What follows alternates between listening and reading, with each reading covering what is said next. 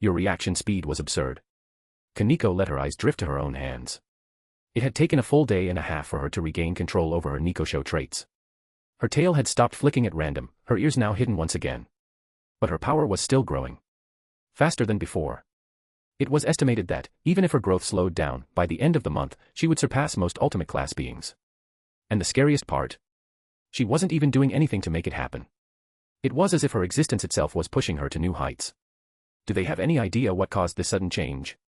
Kaneko finally asked, her voice as monotone as ever, but Akino could hear the underlying concern. No. Akino admitted, frowning slightly. Today, there's a meeting in Lusafad, Lord Beelzebub is attending, so we don't have access to the main discussion.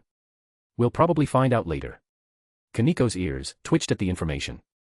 They were sitting in Kaneko's room, joined by Rias. Rias, in particular, had spent the better part of the earlier conversation trying to reassure Kaneko that everything was fine. That despite the weakening of their bond, it didn't mean she was going berserk or turning rogue. That it was just a side effect of her gaining power. But Kaneko could tell. Rias was forcing herself to be optimistic. There has never been a case like this where the bond weakened without a person going rogue. Finally, Rias clapped her hands and stood up, breaking the tension. Okay, enough moping around, she announced, hands on her hips. I order you to start having fun now. Kaneko blinked at her. Slowly, the corner of her lips twitched into a tiny, almost invisible smile. But before anyone could react further, a wave of magic hit them like a crashing tide. Kaneko was the first to move, instincts kicking in instantly. Without thinking, she positioned herself where she could best protect Rias and Akino, her eyes turning slitted. Her heart pounded, her senses sharpened. The sheer amount of magic made it difficult to breathe. A moment later, a deafening boom echoed through the air, shaking the ground beneath them. The entire mansion trembled a little. Kaneko snapped her head toward the window, her slitted pupils dilating at what she saw outside. The sky above the underworld was breaking apart. Golden cracks spread across the heavens, like divine lightning had torn through reality. Her breathing quickened. Her vision zoomed in, honing in on the source of the disturbance. 3 figures. She barely processed the other 2. Her eyes locked onto someone else unconsciously as they were looking at her. The blue-haired woman turned toward her. Their gazes met. Kaneko felt an unnatural pressure settle over her chest. Her body screamed at her, instincts clashing. Was it fear? Was it danger? No. It was excitement. That woman saw her, and Kaneko had an unreasonable urge to fight. The grand hall of Lucifer Palace was heavy with chatter. The 4 Satans, no let's just say 3 since Falbium was fast asleep, Surzex, Ajuka, and Seraphal sat in their seats of power, but none of them looked particularly pleased to be there. In fact, their expressions carried a distinct, please kill me now, energy as the assembled Devil Clan heads argued among themselves. The emergence of a new fallen star. Could it be an angel that defected? One of the old fools pondered aloud. It may be a celestial anomaly, something akin to the birth of a new god, another countered. Ajuka rubbed his temples, deeply regretting his life choices. Seraphal looked like she wanted to drown herself in ice magic. Surzex, the ever-smiling Mao, was struggling to maintain his usual composure. Of all the people to confirm this rumor, it just had to be her. She had waltzed into devil territory, with all the grace of a meteor slamming into the ground. Ishtar. It was one thing for the world to realize that the Mesopotamian goddess of love and war was still alive. It was another thing entirely that she had strolled into the heart of the only underworld territory on Earth which was relatively safe. Faced Graphia, and casually announced. I'm just here to observe the world's new favorite fallen star. She had said it with a smile. A knowing smile. That was the reason Surzex had called Rias and Sona back home. It wasn't just because of the unknown figure who had devastated the Olympians, it was also because Ishtar had taken interest in that particular town. The event itself had already been etched into supernatural history. The day MT Olympus became Mount Olympus. A single attack. Unknown magic. The peak of the mountain flattened as if a god had casually brushed it aside. The Greek pantheon, who were already not the most beloved faction in the supernatural world, had become a laughingstock overnight. To be fair, they were already second place on the most hated list, right behind devils, so no one particularly cared for their losses. Odin had also been caught in the chaos, but Asgard hadn't become Asgard, so nobody gave much attention. Still, the sheer implications of the event had sent shockwaves through every major pantheon. An unspoken arms race had begun. Even decentralized factions, like the Hindus, who rarely acted as a united front, had started calling in their strongest members. Because whoever this new player was, they weren't just powerful. They had obliterated the defenses of a god king. And that meant no one normal was safe. Surzex turned to Zakram Bale to signal that this farce of a meeting was over. They exchanged a brief nod of agreement. Zakram stood, preparing to rally the pea-brained clan heads and put an end to this useless discussion. He himself had little interest in this so-called fallen star.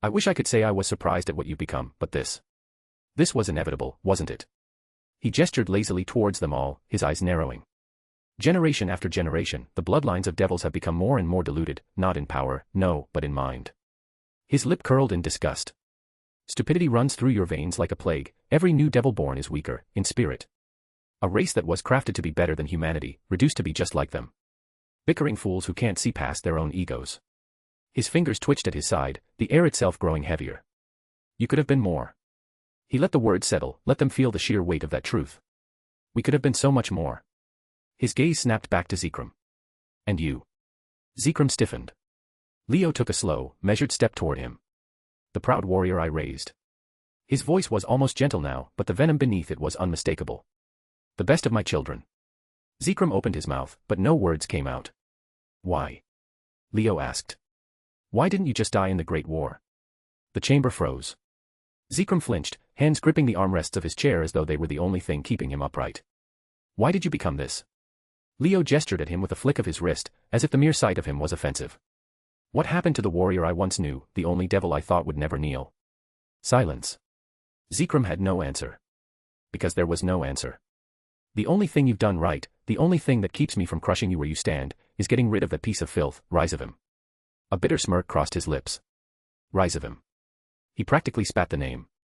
The only child I ever showed love to, the one I placed my trust in. The one I nurtured. His aura flared, the walls groaned, the floor cracked. And what did he do? He stabbed me in the back. His fingers curled into a fist at his side. His voice was quiet now. Dangerous. I am beyond livid. Then, after what felt like an eternity, he sighed. And with the softest, most damning voice of all, he muttered. But it's not fair for me to say all this, is it? He let the words sink in, then exhaled, shaking his head. It's not like I raised you. So, I'll give you one more chance. His voice cut through the suffocating silence, each word carrying absolute authority that combined with his presence none could. I'll give you a month to start fixing this. His gaze swept across the gathered devils like a storm cloud, dark and unrelenting. Get the young ones to learn actually useful things. Teach them what it means to be a devil, not this soft, pathetic excuse for nobility you've been coddling them with. His eyes burned hotter. And fix that reincarnated devil segregation nonsense you have going on, even if they were human, or something else. Before, I created devils to surpass humanity, not to be second-rate copies of it. His presence pressed down on them like a mountain. If they've chosen to be devils, then they've chosen the better path, they are meant to be greater, stronger, more than what they once were. A sneer curled his lips, disgust evident in every syllable. And yet, you insects mock them. Hinder them. A cockroach bullying a worm, that is what your so-called elite look like to me. He let that sink in, watching as his words crushed whatever pride they had left. It just looks pathetic. He exhaled slowly, as if already bored of their existence. You manage to succeed in even 10% of this, and I'll be satisfied. But if you fail... He shrugged, casual, uncaring. It's fine. The room held its breath. What's a few more centuries, he mused. I can always start again. Make another race. And replace you. The air itself seemed to tremble. Out, now. Not a request. A command. The devils scrambled, some nearly tripping over themselves in their haste to escape his presence. But just as they reached the doors.